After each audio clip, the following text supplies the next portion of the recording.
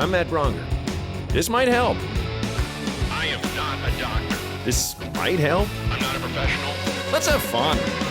This honestly is a good time. Honestly, I got no idea what I'm doing. What's going on, Corey? I'm Matt Braunger. This might help. The podcast. Hey, welcome to another episode of This Might Help, the advice podcast that promises nothing. Thanks again for listening and for tuning in. The nice ratings. I have one of my friends and favorite living comedians. He's not the best at taking compliments, so I will throw that right out there. Roy Wood Jr. is here. Roy, how are you, man? I'm good, man. Thank you for inviting me onto your acoustical audio presentation. I apologize. I have to be very careful about saying radio because radio nerds will send you a message and remind you that this is not being broadcast. Therefore, podcast is not radio. It's not the same. I don't have that much of that big of a reach, so I don't think we're getting those people, man. I think this is us, Well, a couple thousand people, dude. I was saying how you were one of those comics who I would only see you ever at A, festivals, or B, airports. That's the only time. Like last time I saw you, LAX by the Coffee Bean Terminal 2, and this was probably 3-4 years ago, before you got the Daily Show. And yeah. it was like we kind of I've had those moments with you name it. I'm sure you have too, where you just kind of see each other, and it's like I imagine it was like the traveling musicians of the 50s and 60s. Where are you playing? St. Louis. Yeah. You're gonna be with them and them and them. And where are you going? Oh, Salt Lake City. Okay. Like, You know what's weird is that the airport is the only time I will speak to comedians that I feel are above my pedigree because we're all equal at the airport. We're all traveling to do this. It's also the time where I feel like I get the brief acknowledgement man, that you are comedian. I am comedian. We To are. hear- to Said hear the that- entertainer. He never broke stride, and we've talked since then. He's a cool brother. But at the time, I didn't know Said the entertainer. yeah. And we're walking past each other in the airport in Atlanta, and it was literally just a nod. But Yeah. it was it wasn't a black nod, it was the comedian's nod of, oh, you travel? Yeah, man. And we just both called out our gig. I just said, Funny Bone Cincinnati. He just started on Birmingham. And that was it. Yeah, that's it's just to hear it said out loud was so cathartic. You just now, because I've had the same thing where I'm just like, all right, I'm just gonna go right up to, so and so, this person that just like they're selling out, arenas, and they'd be like, oh hey man, like kind of move past their fans and hey, where you going? I'm going to okay, cool. Yeah. It is that thing. Yeah. That's Next level, or at least the level I've unlocked now, is the airport lounge with black actors. 'Cause I've done enough now to where black actors know who I am. Even if you're not gonna speak and you don't know my name, we both know we're in the business, motherfucker. Don't you act funny at 6 a.m. around these shitty eggs. And I get that acknowledgement. yeah. And that's also something that kind of just, I don't know, man. It makes That's me next feel level. warm. That's next level. Like I was Alfonso Ribeiro. This was peak Dancing with the Stars, Alfonso. I can't remember if it was going on or it just wrapped, but we were both in line, like at TSA, like that thing where he's just far enough ahead of me in line to where I can only talk to him when he makes the turn in the queue, Sure. and we pass each other briefly. Like it was just long enough to have a moment right there, and I go, that's all I needed. Yeah, that's it. Just enough. But I bet I belong. I'm part of this fraternity now. you forever belong, man. You're like everybody's favorite. I'm not trying to give you like too much credit here or anything. I'm honest. I've never met someone who isn't like, oh man, I love Roy. Like your comedy, your style, very unique, and you've been Thank you, through a brother. lot, and it shows. But I would venture you've probably had this. This has happened once to me that I can think of. If you had the person you're just like, I don't want to bother them, and they come to you, where Well, like let me think. I bet you have. Oh, Anderson Cooper. Okay. It wasn't a comedian, but it was Anderson. But that's more on some Oh no, Daily I'm Show saying anyone. No, journalism not shit. like a star, someone that's like, that. So he came over to you. Oh yeah, Anderson Cooper just at a gate in like Austin or some shit. He just comes over. Tell Trevor I said next time, but it's some joke we'd made about fucking whatever. Some shit Anderson Cooper said. Tell Trevor next time.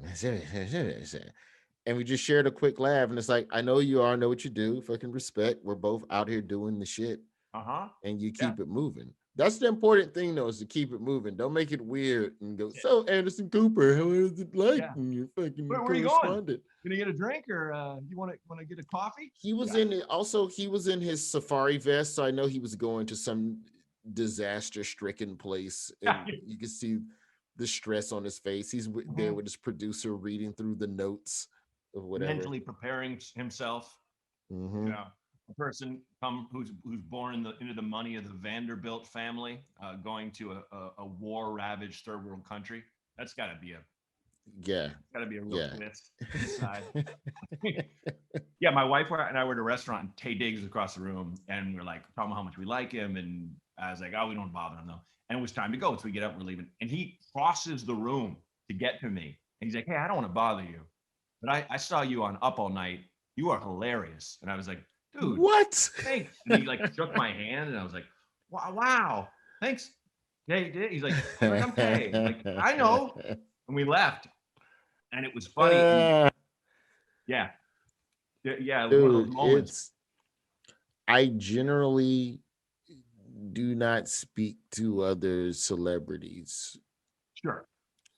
Entertainers in general, and because I don't know how you're going to receive it. Yeah. And if you receive it wrong, I'm going to be it's going to fuck with me. And it's going to, there is a guy that to this day, it's fuck him and everything he does. I won't name him on your podcast. And he's not even big enough in the pantheon of comedy, but it just, so I spoke, we were both at a comedy club one night, and I saw him on something. And he was a guy that I had known to have a lot of hustle, a lot of grit, and just hadn't gotten a break. You know the drill. Just hadn't got. I mean, truthfully, like when you look at my time in LA before Daily Show, Steve Byrne is the only person that really helped me get on anything. I auditioned my ass off for 7 years in LA, ain't got dick. All I got was what Steve Byrne gave me at TBS and Sports Nation. And that's because the Booker of Sports Nation graduated journalism school with me. Wow. So it's connects, right? Yeah. Fucking. The point is, like, sometimes it doesn't matter how good you are. There's so much of it. So when you see someone that you know is talented get an opportunity, I am happy for you, dog. I am legitimately motherfucking happy for you. I walk up to this fucking arrogant fuck. I go, hey man, I just saw you on the thing. Congratulations. That's going to be a good look. Now, the normal response is, thanks, man. You know, I'm happy. I'm whatever boilerplate graciousness response. This motherfucker rubs his chin. He rubs his chin like some R&B singer that's deciding which chick to take home from via. He rubs his chin and he goes, you like that, huh? I got more hot shit on the way. Then walked off. Thank you, fan. Literally saying, thank you, big fan of mine. I truly hope that he just thought I was a fan. But if you did not know me as a comedian, then that is also another layer of offense that I will just choose to possess. So yeah, when I see people, I give you the professional what up nod. Samuel L. Jackson, I spoke to him once in Memphis. They were filming Soul Men, and we were both doing a media hit at the same time, whatever the local TV, Good Morning Mid-South or whatever the fuck it was. And he was at a Starbucks, and I clocked him at the Starbucks, like in this like little, it was a mall. They shoot the morning show at a closed mall during the day or whatever, you know, the food court or whatever. and I'm clocking him, and it's the first time, like, that's still next to Stuart Scott. That's like the most starstruck I've been Oh, yeah. just in seeing someone in person. Like those two dudes are at my table. Like oh, will you be at your dinner when you fucking, if you could invite 4 people to these Yeah. are two of the motherfuckers. Sam Jackson's one of my dinner table people. Yeah. Yeah. And I'm going through what I'm gonna say to him. Like, I've made the decision to speak, and now I spend the next 10 minutes rehearsing and going through, like, because that's what you do when you see someone famous and you're intimidated. It's no different than speaking to a woman. Like, it's So, yeah. Mr. Jackson, your journey, it's inspiration, the doors that you I'm a young comedian. Maybe you and Bernie want to come to my show tonight. That's how naive I was. And I fucking walk up to Samuel L. Jackson. This motherfucker has a script in his back pocket, a script in his hand. He's got a fucking BlackBerry and this is back when BlackBerries was still relevant. And he also has what I now know through growth in the industry is like a PR person or an assistant with him that's barking shit in his ear. He didn't have no fucking time to talk to some fucking. I was also a feature act. Like, I wasn't even headlining. I was gonna invite him to come see me at the fucking, what was that shit in Memphis? Don't tell me. God damn it. It's a chain. They're also in Little Rock and Wichita. Oh, they're in Oklahoma City too. It's a chain club, and I go to invite him. It's gonna eat at me, and I'll figure it out before the end of the podcast. Yeah. And as I'm walking up to Samuel L. Jackson, he just extends his hand. He goes, "Hey, brother, keep hustling, keep climbing. See you at the top." Never broke stride, but he gave me something. He gave me more than what I deserved, and it was. But because the transaction didn't go the way I thought, at the time, I took offense to that. But knowing what I know now, it's like, nah, man, these people, most of the people you respect are too busy doing the thing that you respect them for. Mm-hmm. So they just don't have the time to fucking. Yeah. The Looney Bin Comedy Club. Yeah. That's it. Yeah. Hey, changed. Mr. Jackson, would I mean, you and Bernie Mac love to, after 12 hours of shooting a film, you want to come see some yucks next to the fucking Memphis Zoo? Bernie, you've played this place for a lower money than me for some reason. Want to come through and sit there and have them all look at you and bother you while you're trying to have a beer? Yeah, Samuel Jackson is so famous. They were like, "What do you do on vacation?" Well, when you're not doing a movie, he's like, "I just go out on my boat." Like, he goes out away from human beings. That's how famous he is. Like, that's how much he gets bothered. I just know that every time I've tried to speak to someone with some level of gravity and some level of celebrity, I just end up looking like a fucking moron. So I just don't say shit. I was opening for Ron White one time in Huntsville, and I'm young, so he's the first theater. This is the first theater act that I'd ever opened for. Oh, yeah. So you're used to comedy clubs, and now you're stepping out in front of 5,000 people, in these larger performance halls. And the level, and this is peak blue collar, Ron White. And my stupid ass, because I had grown up in the club system where, I came up at a time as a road comic where it was not uncommon 2 weeks out of the month that I would drive the headliner to the gig or pick him up from the airport. That was your job as the feature, was to give the headliner a ride. Absolutely. And that's how you bond and learn the craft, because you sit in the car, all that shit. Yeah. So I get it in my head. To do something we should be paying someone else to do. I mean, that's really what it is. Yes. That's why we're using you, basically. Yeah. Correct. I didn't understand the pay gap differential from comedy club to theater, especially when you're selling 5,000 seats at $35 to $70 a ticket. Right. I just didn't understand. So I'm backstage with Ron White. This is in front of everybody, bro. It's like 15 motherfuckers back there. Mr. White, how are you getting to the airport tomorrow? If you want a ride, just let me know. I'm happy to give you a ride to the airport, sir. Ron White goes, Roy, I'm leaving tonight. And I'm doing the math in my head. What? So this is Huntsville, Alabama on a Tuesday night. There's no flight at 11 o'clock at night. And how do you mean you leave? Roy, I have a plane. That's my pilot right there. And he points to a fucking dude in the cut who I thought was just his homeboy chilling. It was his fucking pilot. Ron White is just chilling backstage with his fucking pilot. And my stupid ass thinks that this motherfucker wants to get in my Ford Focus at 6 a.m. Come with me to the airport, Mr. White.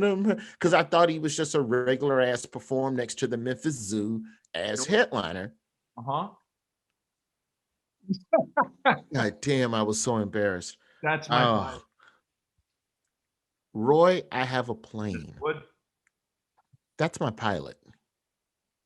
And he said it, and it wasn't even condescending. Like, he wasn't like, get the fuck out of here, kid. No. He was just explaining to me. No, Ron is the kindest. Ron is the nicest. He was kind. Yeah. He was just like, son, this is a whole nother level you're on. And I don't think it. So let me give you some game. One, I have a plane. Okay. I don't fuck with commercial airfare. I pay to fly it. He's over there. Oh, that's incredible. The whole time I thought this guy was just like not drinking because he's on some sobriety journey or some shit. Like, oh no, he has to fly a mechanical device shortly. Yes, he has to keep Mr. White alive. Literally, that's his fucking job. 3 Michelobes that we are. Yeah.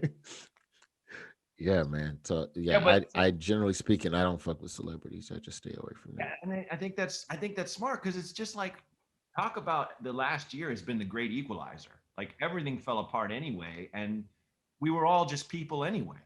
I mean, the people that put themselves on a high post, I think as soon as you do that, you basically knock yourself off, because you're not. Yeah.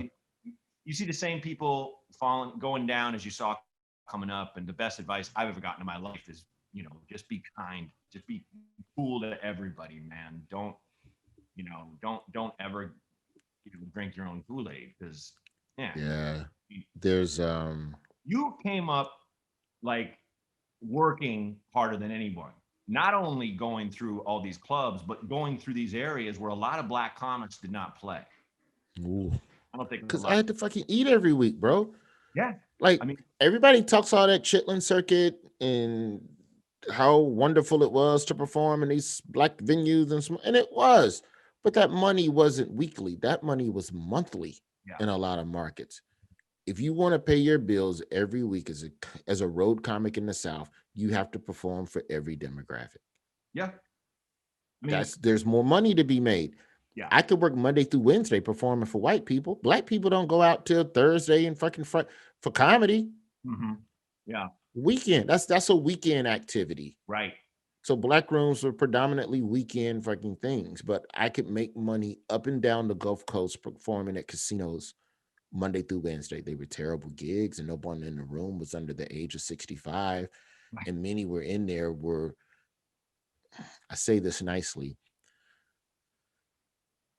degenerate gamblers who had lost a lot of money and been given tickets to the comedy show as a comp, as a way to psychologically keep them in the building so that they would feel better about themselves and then go back out and continue gambling.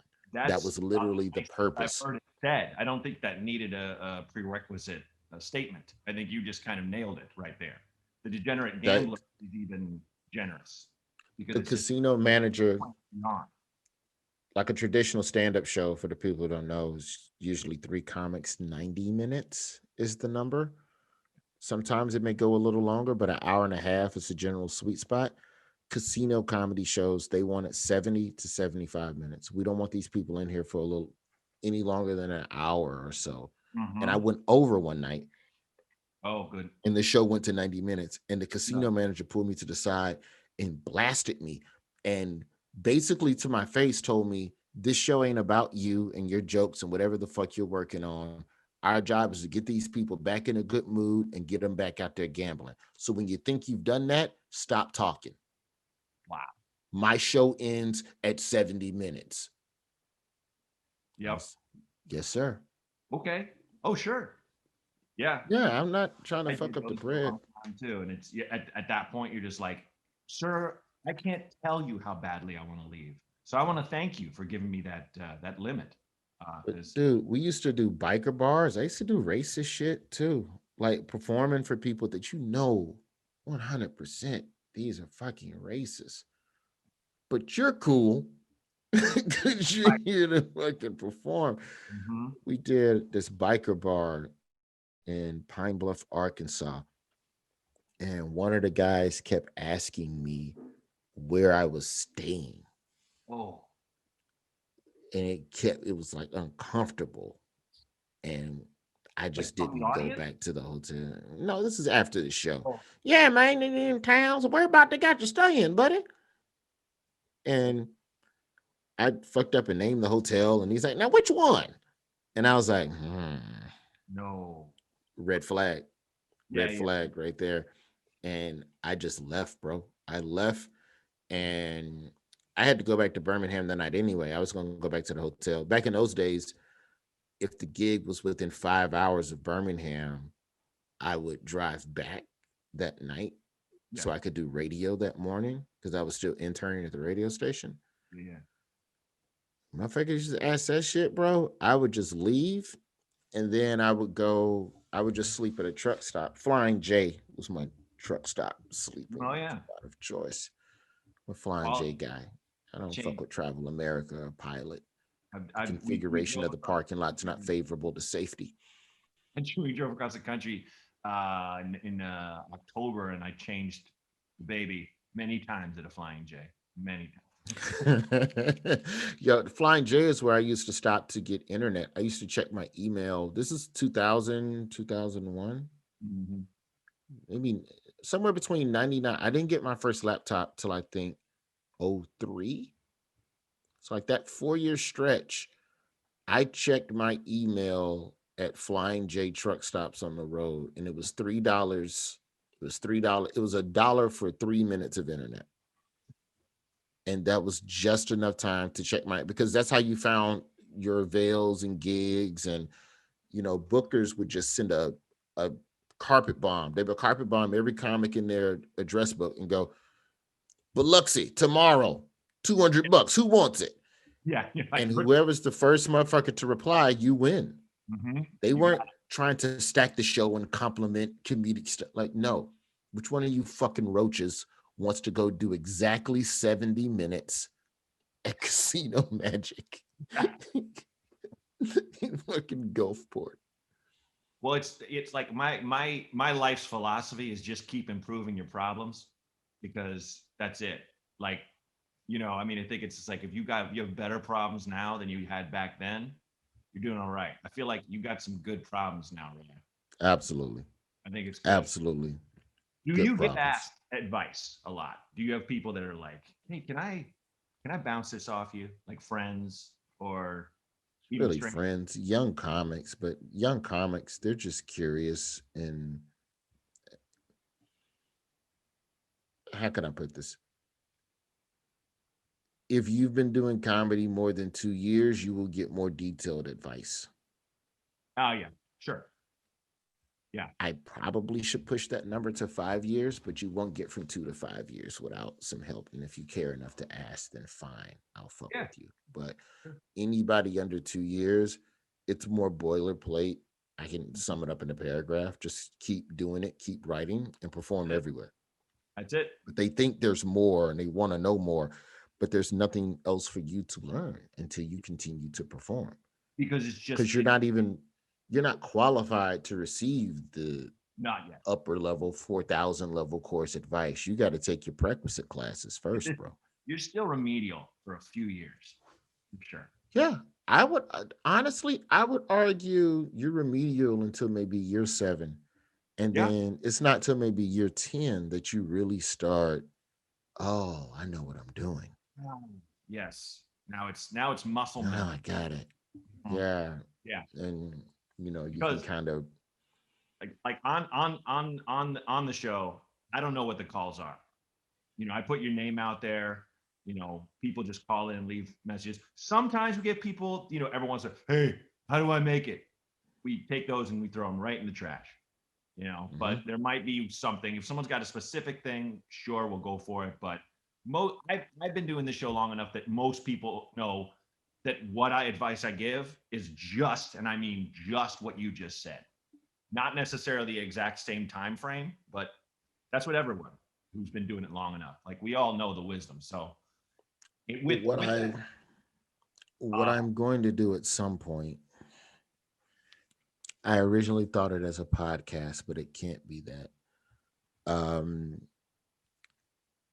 There aren't resources for comedians between year 5 and year 10. There's no book for that. There's no like a comedian messaged me the other day, and so she's part of a festival, and the festival, there was verbiage in the contract about, what was it? You can't do our festival if you've been on TV before, because it's for amateur comedians. Okay, fine. But she's also already taped something that hasn't aired yet. Interesting. So her question to me was, can I still do this festival even though I've done television? And I go, no, you haven't been on television yet. Therefore, do the festival. And even if they say anything, no one's gonna fucking give a fuck. If you're funny, all's well that ends well. No one's gonna fucking complain. And then on top of that, the company, and this is the deeper shit, the production company that she did the previous credit for, they're notorious for shooting shit and just sitting on it and waiting for you to get popular in other quadrants so that they could drop it at the right time and make the maximum return on their investment with you. So the shit that you shot still might not come out. And then you sit here and don't do this festival where you could get representation. The weight is not on you. You got to be that you have to be a mob lawyer as a comedian. You have to be like, Your Honor. And even if they catch you and you're funny, you're telling me that you still didn't benefit from the exposure. Too late, bitch. You can't take back the exposure you gave me. I did not know Bone Crusher Tony the Lizard was a murderer. As far as I know, he's an Italian grocer who run, Yeah. Dude, fuck these people. Yeah. Get it however you can. So those type of conversations amongst comedians, it's happening to a greater deal now on Clubhouse. So I feel less stressed about doing it. There's a lot of comedians that kind of all sit and commiserate on Clubhouse every day and give each other advice. And there's comics of varying, generations or whatever. So I felt less of a pressing need to do it now. But for a long time, I really wanted to just talk with comics and create this repository for advice, because you're messaging me about a question that I answered 2 years ago. Right. And I want to help you. But I don't want to type another fucking email breaking this down. So, hey, man, click this link. I recorded my conversation with so-and-so. There you go. And that should help you. So I think that's still needed. Let's roll the first call and see what we got. You ready? Okay. Let's do it. Okay. Hi, Matt and Roy. I love you guys. I have a quick question. Currently, I'm seeing this girl, and we get along all right. I sort of like her. However, there's an issue. Her dog is a menace. Every time I go over her house, her dog steals my shoes, tries to bite me, won't leave us alone, and is extremely nosy and annoying and won't stop barking at us. I don't know what to do. Part of me just wants to end this thing overall. Is there a way to resolve this? What do you believe I should do? I love you guys. Thank you. Motherfucker need to call Cesar Milan. He called the wrong fucking podcast. That's the thing. I never know what I'm going to get. Roy, I once had a guy call me on acid and said him and his roommates had a possum in their attic, and they decided that he would put on boxing gloves and go up there and get it. And I was like, this isn't live, right? Like, he left a message. Like, what are you guys going to wait a week? So I never know what I'm going to get. I think that number one, the bigger question is how is the dog towards her Yeah. when he's not around? Get that information. Right. You might have to treat this shit like I always feel like pets are just like miniature versions of children. Mm-hmm. And if you've ever dated someone that has a child, at some point you have to foster your own individual relationship with that child. Right. Take the dog for a fucking walk, give it a snack, try to fucking peace offer. But if he's trying to bite and nip and fuck with you, then that's something at some point you have to have a conversation with her about, or maybe it's getting a dog trainer, or let's give them obedience lessons together and make it a couples activity. But Yeah. if y'all are just seeing it, she's not gonna let go of the dog. The dog is a package deal. So if you Yeah. force her to choose, she's gonna choose the dog. Mm-hmm. So you either have to tolerate the dog or change its behavior somehow, which is, olive branching with him or get that motherfucker in some classes, bro. I I dated somebody once whose dog was a growler like that, but it was a little bitty dog. And so Oh when yeah. she wasn't around, I would like flinch at him and fucking, Sure. fuck with him. Alpha Because, dog. Yeah. well, because if the dog is backpedaling while he's barking, he don't want that smoke. Right. So rush that motherfucker. Mm-hmm. Like, let her leave for work one day. I'm not saying physically touch this dog. I'm not saying abuse animals, but I am saying make yourself big. Like, what's the frill lizard? Yeah. The Australian joint? Yeah. Get big. Mm-hmm. Hands out to the side. Yeah. Like you're fucking D'ing up NCAA style, 2-3 zone. Like Hands wide.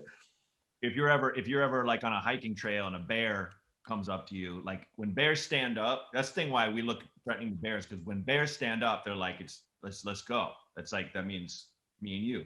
So we always look like we're trying to square Let's up. go. So like if a bear like does that, you have to make yourself as big. Like you jump, like park rangers tell you they jump up and down like you're crazy. You look like the craziest guy in jail. Where bears are like, all right.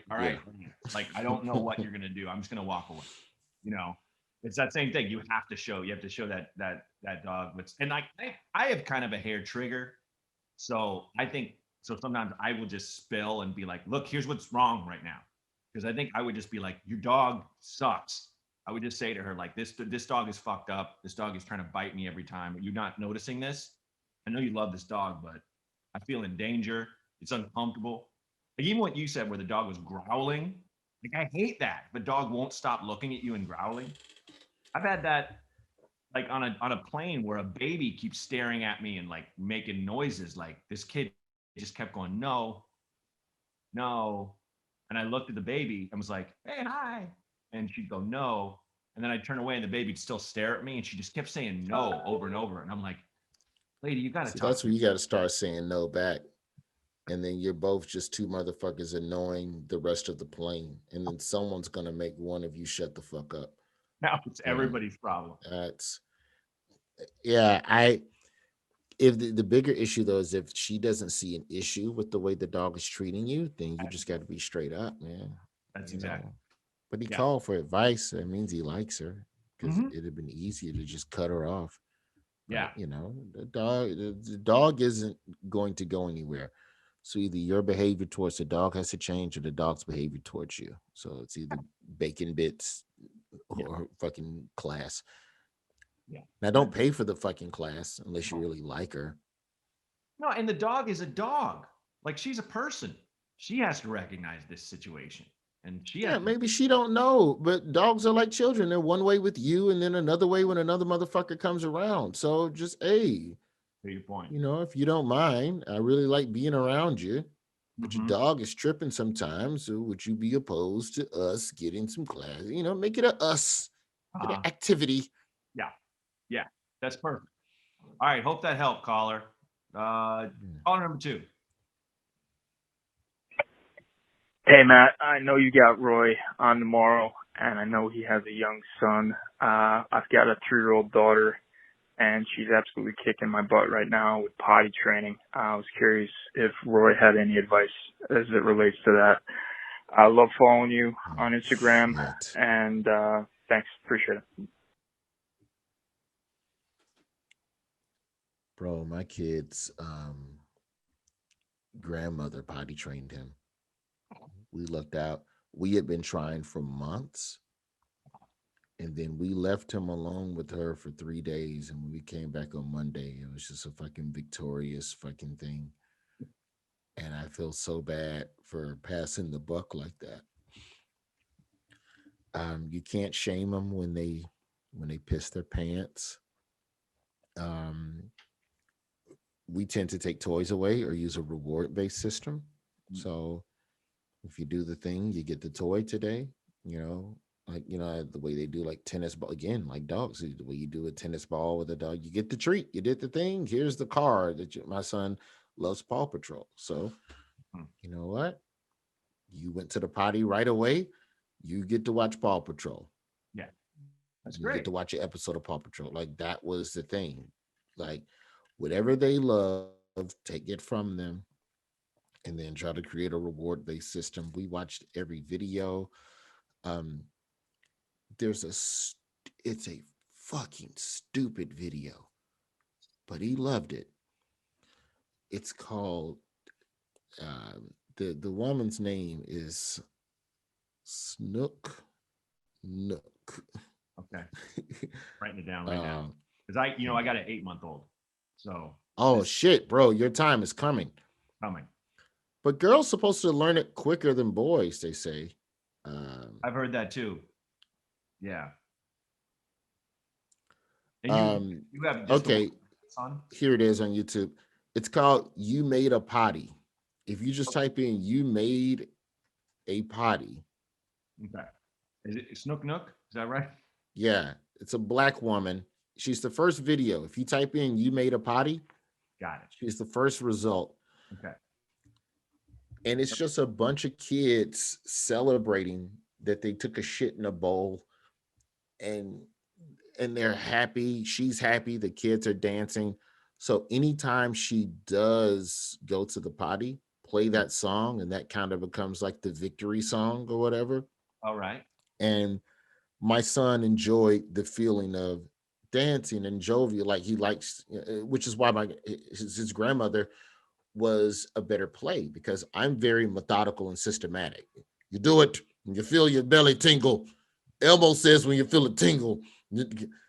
Whereas grandma is just all love and happy and energetic, and there's that. I know a lot of people sometimes leave their kids in wet pants because the discomfort can, I guess help them. I personally don't buy into that. I'm not sure if that's like, because I don't want my kid at 14 to waste a soda on himself and then go back to his childhood. Like, no, they don't love me because they would leave me in pissy draws. Yeah, I don't like that. That almost seems like torture conditioning. I don't like that. Yeah, but you just got to know the difference between whether or not your kid just hadn't figured it out yet, or they're just being defiant and not going. Because if they're being defiant and not going and purposely pissing their pants, you have to take them out the diaper so they can feel the discomfort of that. Mm-hmm. Like, oh, when I don't go, this fucking sucks. I'm sitting in a puddle. Yeah. So, I hope that helps. Just figure out a reward system and stick to it. Do not deviate.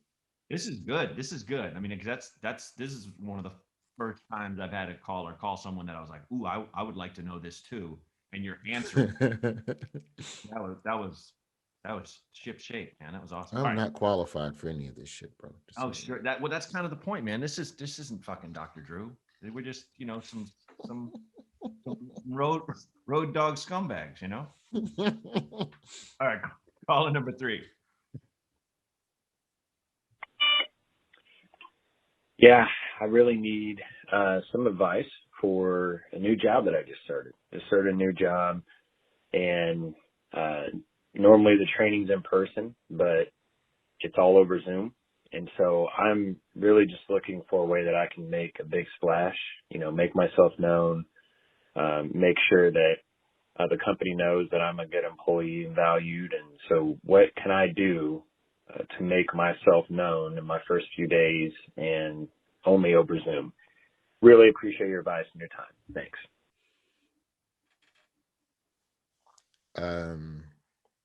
I'll give you a trick that I use. when I'm doing meetings with, and this is the only piece of advice I'm going to give on this, because there's a line between doing your research on someone and stalking them.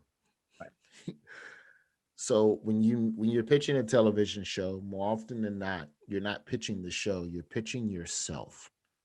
The show is the vehicle that justifies you all having to sit down, but they're looking into your eyes and deciding whether or not they can trust you to steer $1 million franchise, or whether or not you have the ideas and the wherewithal and the competency.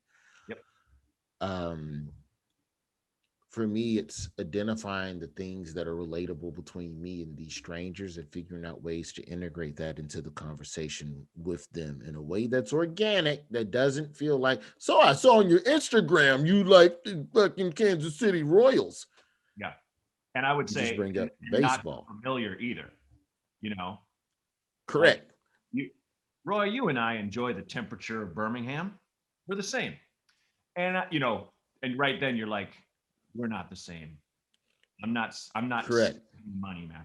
You know, like but yeah, so continue. Sorry. If it's a foodie, also, so there's that. Find the common denominators between you and these strangers, because you can be jovial and crack, jokes in person or whatever and have the right energy, but people want to either feel, relatable or feel appreciated.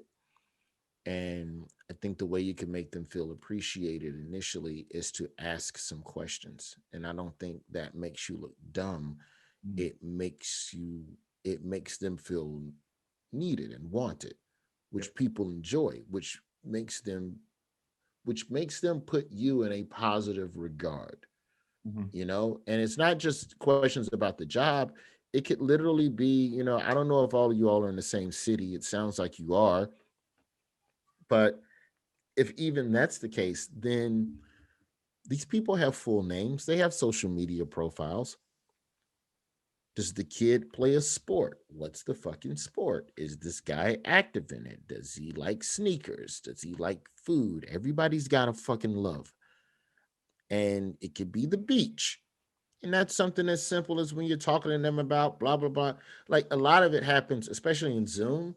A lot of that idle chat, that shit happens at the top of the call and the back end of the call. Get on Zooms 5 minutes early. And that 5 minutes of just as people are logging in, ding dong. Hey Dan, hey Steve, what are you up to today? Nothing, man. Baseball's back. I guess I'll have to watch the so-and-so suck again. Really? Yeah, I like the Royals. Oh yeah. Such and such is good on the Royals. I like Lorenzo Cain. That's a good guy.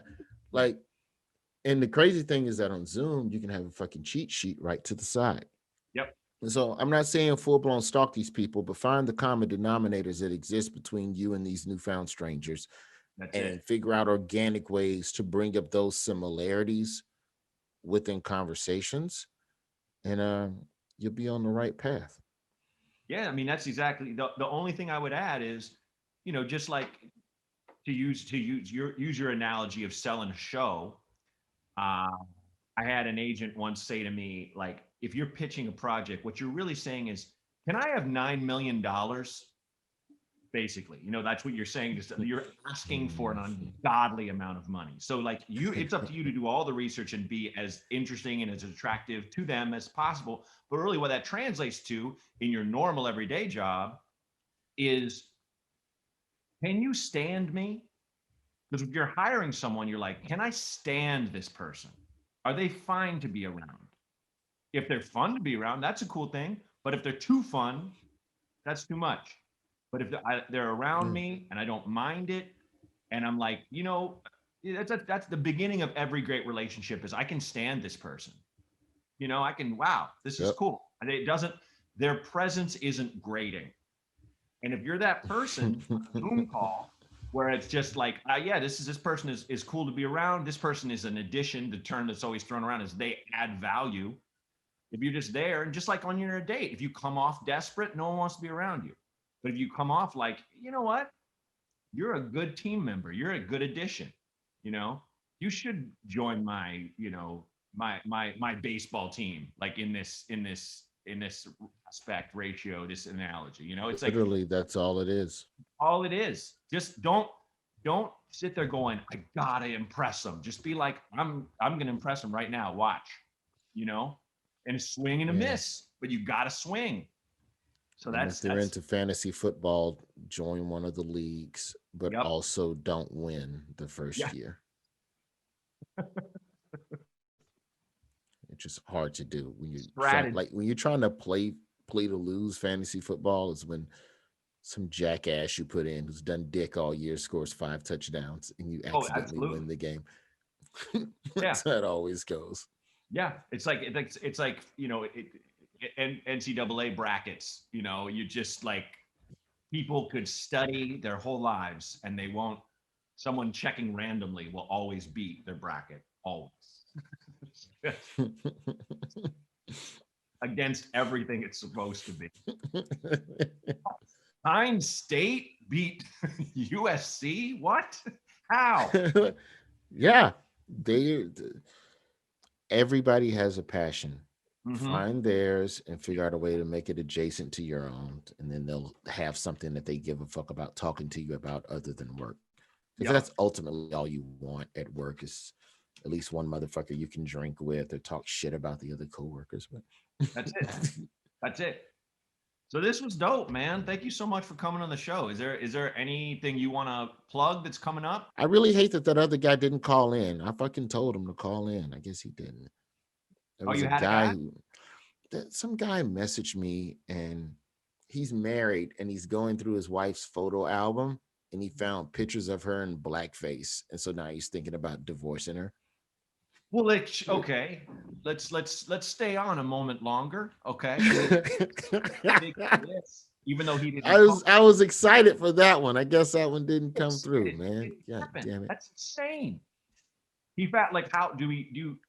Not to. I didn't delve. I told him call the number. That it was literally like a 2-sentence thing. When I posted on my IG, hey, I'm be on with Matt. Call with your shit, and he just goes, I found my wife's blackface photos from college. She's about to be my ex-wife.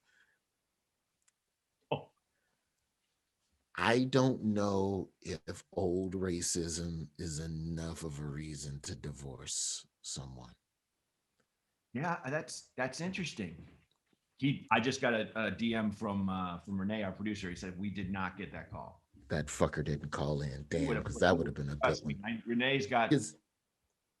He would have had that call front and center. I know. There's a lot, because it's number one. How long have you all been married? Yeah. You know, if you love her, if y'all are in love and it's a perfect marriage, and then you just find that, then that's just more of a what the fuck, babe, and you just go to racism counseling together, and you just, you know, ask her a couple, you know, play Fox News in front of her, see how she reacts.